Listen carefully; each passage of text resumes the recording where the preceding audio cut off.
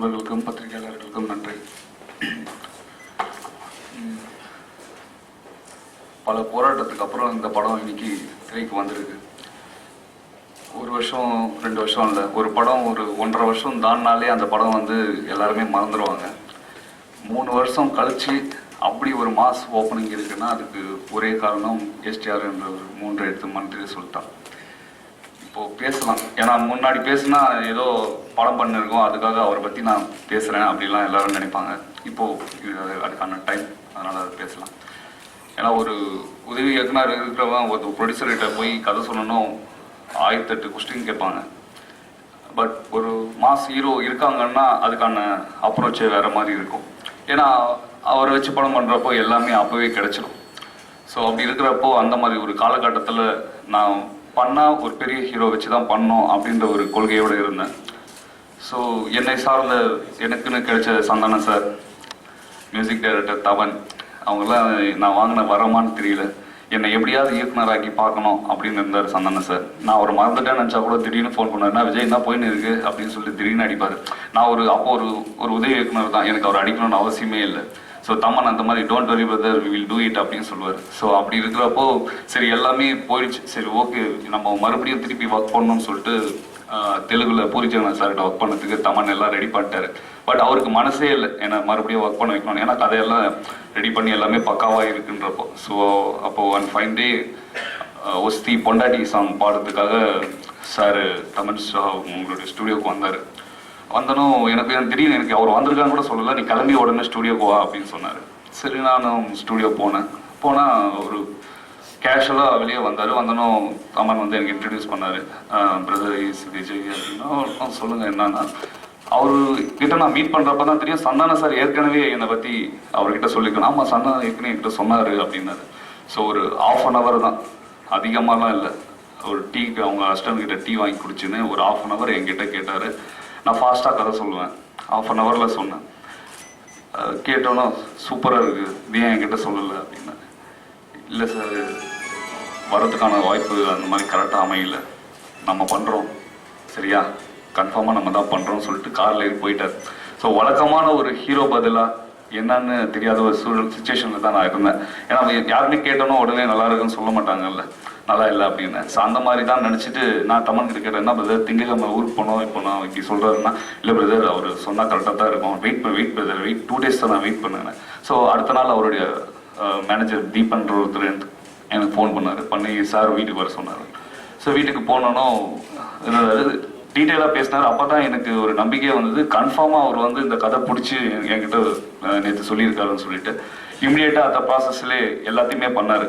ஒரு ஹீரோ என் கையில் கிடைச்சவனும் ப்ரொடியூசருன்றவங்க வந்து வித்தின் 1 week என்கிட்ட கிடைச்சாங்க. ஸோ அந்த ஹீரோவுடைய வேல்யூ வந்து அதுதான். ஸோ நான் நினச்ச மாதிரியே ஒரு மாஸ் ஹீரோ எனக்கு கிடைச்சாரு. ஏன்னா இங்கே முதல் படம் கிடைக்கிறது வந்து அவ்வளோ பெரிய ஒரு கஷ்டமான ஒரு விஷயம். ஒரு ரோடை நம்ம கிராஸ் பண்ணுறோன்னா 10 பேர் நின்று இருப்பாங்க, முதல்ல யார் நம்மளை துணிஞ்சு கூட்டின்னு போகிறாங்க தான் முக்கியம்.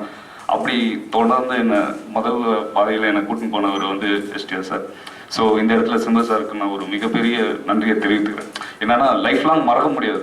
இல்லை இன்னைக்கு எல்லாருமே வந்து ஃபோன் பண்ணுறாங்க பேசுகிறாங்க, ஒரு ஆரம்ப கட்டத்தை படம் கிடைச்ச நேரத்துலேருந்து அது எல்லாமே காரணம் ஆகும். நான் ஒரு இன்னைக்கு காலையில் கூட ஒரு ஆசம் ஸ்கூலில் அஜித் சார் அங்கே படிச்சிருக்காங்க, என்னை கூப்பிட்டாங்க, இந்த மாதிரி அஜித் சார் படிச்சிருக்காரு, சிம்பு சார்லாம் வச்சு பண்ணிங்க வாங்கன்னு சொல்லிட்டு எல்லாமே கிரெடிட்லாம் வந்து அவங்களுக்கு தான். ஸோ இன்னைக்கு நான் தெரியலன்னா அதுக்கு பேக்கில் இருக்கிறது யாருன்னு பார்த்தா அவங்க தான். ஸோ சந்தான சார் அன்னைக்கு என் மேலே கேரிங் பண்ணியிருக்காருன்னா அதுக்கு காரணமாக வந்து அவர் தான். ஏன்னா அவர் கூட்டின்னு வந்தார், அதே மாதிரி அவரும் எல்லாருமே மற்றவங்களுக்கும் ஒருத்தருக்கு இருந்து கற்றுக்கிட்டு தானே, அந்த மாதிரி கற்றுக்கிறப்போ அது ஆட்டோமேட்டிக்காக வந்துடும். ஸோ இவ்வளோ ஒரு போராட்டத்தில் இந்த படம் வந்திருக்கு. எல்லாருமே வந்து நான் படம் கிடைச்சோன்னா வாழ்த்துக்கள் சொன்னாங்க. பரவாயில்ல பெரிய படம் கிடைச்சிச்சு, பட்டு சிம்பு வச்சு பண்ணுறீங்க அப்படின்னாங்க. ஏன்னா அவங்க பல விஷயங்களை சொன்னாங்க என்கிட்ட. நான் வந்து எதுவுமே காதல் கேட்கல, ஏன்னா நான் அவரை சந்திச்சிருக்கேன், நேரில் பேசியிருக்கேன். நாங்கள் படம் பண்ணதுக்கு முன்னாடி ஒரு 2 மாதம் ட்ராவல் பண்ணியிருக்கோம். எனக்கு என்னென்னா இன்னைக்கு ஒரு விஷயத்த நம்ம அவர்கிட்ட பேசிட்டு நான் போகிறேன்னா அடுத்த நாள் வரப்போ ஒரு துளி கூட அவர் மைண்டில் இருக்காது, அது எனக்கு தெரியும். ஸோ என் வேவ் லென்த் என்னன்னு அவருக்கு தெரியும். ஸோ அப்படி இருக்கிற பட்சத்தில் நான் எதுவுமே கேர் பண்ணிக்கவே இல்லை. ஸோ நான் என்ன நினச்சேனோ அதுதான். ஸோ ஒரு நாள் அவ்வளோ ஒரு கேரிங் இருக்கும், அவ்வளோ ஒரு இது இருக்கும், எல்லாமே இது பண்ணிப்பார். ஸோ இப்படி ஒரு ஹீரோ வச்சு நான் படம் பண்ணதுக்கு ரொம்ப சந்தோஷப்படுறேன். அதே சமயத்தில் இவ்வளோ ஒரு பிரச்சனை கடைசியில் என்னன்னா வராதுன்னு முடிவு பண்ணிட்டாங்க. வாளுன்னு எஸ்எம்எஸ்லாம் போவாங்க எல்லாரும், வாள் வராது, ஒரு குழந்தை வயிற்றுல இருக்கு, சரியான வாளுன்னா வாளுன்னு சொல்லாத, வராமல் போயிட போகிறான் அப்படியெல்லாம் எஸ்எம்எஸ் அனுப்பிச்சாங்க. ஸோ அதெல்லாம் ரொம்ப கஷ்டமாக இருந்தாலும் அவர்கிட்ட இந்த ஒரே விஷயம்னா அப்பா பார்த்துப்பாரு, கவலைப்படாதீங்க அப்படிலாம் சொன்னார். ஸோ இதுக்கெல்லாம் எப்படி நன்றி சொல்லுதுன்னு தெரில. அவர் இருக்க வேற யாராக இருந்தாலும் இந்த படத்தை விட்டு போயிடுவாங்க. ஏன்னா அவங்களுக்கு அவ்வளோ டைரக்டர்ஸ் இருக்காங்க. அவர் நினைச்சாலும் நாளைக்கு கூட என்ன வேணாலும் பண்ணிட்டு இருக்கலாம். என்கிட்ட நான் அவரை ட்ராவல் பண்றப்போ அதெல்லாத்தையும் ஒதுக்கிட்டு என் கூட கடைசி வரைக்கும் நின்னாரு. ஸோ அப்படி இருக்கிறப்போ வேற எந்த ஹீரோ இதை பண்ணுவாங்களான்னு எனக்கு சத்தியமா தெரியல.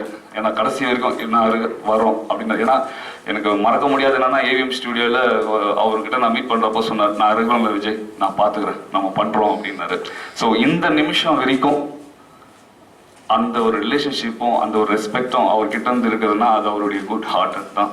ஸோ இந்த நேரத்தில் நான் ரொம்ப தேங்க்ஸ் சொல்ல விரும்புகிறேன். அதே சமயத்தில் அவங்க ஃபாதர் டிஆர் சார் எதுவுமே இது பண்ணலை, படம் வரணும், அதுக்கு என்ன வேணாலும் ஃபிக்ஸ் பண்ணியாச்சு, அதை வந்து பார்த்துருவோம், இது அடிக்கும்னு சொல்லிட்டு நம்ம படம் பார்த்து முடிச்சிட்டோம். என்னையும் அவரையும் கூப்பிட்டு சொன்னாங்க, சூப்பர் அருமையான படம் பண்ணியிருக்கீங்க அப்படின்னு சொன்னார். ஸோ ஏன்னா அவரில் லெஜண்ட், அவர்கிட்ட இருந்து அந்த ஒரு வார்த்தை வருத்தம் வந்து பார்த்தீங்கன்னா ஒரு பொக்கிஷம் மாதிரி. ஸோ அவர்கிட்ட இருந்து அது கிடைச்சது வந்து அன்றைக்கே எனக்கு ஒரு பெரிய அவார்டு மாதிரி இருந்தது. அவங்க மாத்திரம் சொன்னாங்க ரொம்ப ஃபேமிலி என்டர்டெய்னராக இருக்குன்னாங்க. இன்னைக்கு தேட்டரில் கூட்டமாக வராங்க, டிக்கெட் இல்லைன்னு சொல்லிட்டு போகிறாங்க. கதை பண்ணுறப்பே நாங்கள் கதை பண்ணலை, ஓப்பனாக சொல்லணும். இது வந்து ஒரு காவியம் அப்படி இல்லை, ஸ்க்ரீன் பிளே டைலாக் உள்ளே வந்தாங்கன்னா நிமிஷத்துக்கு சிரிக்கணும், கை தட்டணும் அப்படின்னு முடிவு பண்ண ஒரு படம் தான் வாள். ஸோ இன்னைக்கு அது தேட்டரில் இருக்கு. ஒரு 10 நிமிஷம் கொஞ்சம் ரிலாக்ஸ் பண்ணாங்கன்னா அதுக்கு அத்தாத 10 நிமிஷம் தேட்டர் அரங்கமே அதிருது. ஸோ இவ்வளோ ஒரு ஃபேமிலி என்டர்டெய்னர், சின்ன குழந்தையிலேருந்து பெரியவங்கலேருந்து எல்லாருமே வந்து சந்தோஷமாக பார்க்கக்கூடிய ஒரு படம் தான் வாள். ஸோ இன்னைக்கு அது நல்லா வெற்றி பெற்றிருக்குன்றப்போ ரொம்ப சந்தோஷமா இருக்கு. 3 வருஷம் கழிச்சு இப்படி ஒரு ஓப்பனிங்ன்றப்போ அது உண்மையாகவே அதுக்கான காரணம் மறுபடியும் சொல்லி விரும்புகிறேன். இது ஒரு 3 எழுத்து மந்திர சொல் எஸ்டிஆர் தான். நன்றி அனைவருக்கும்.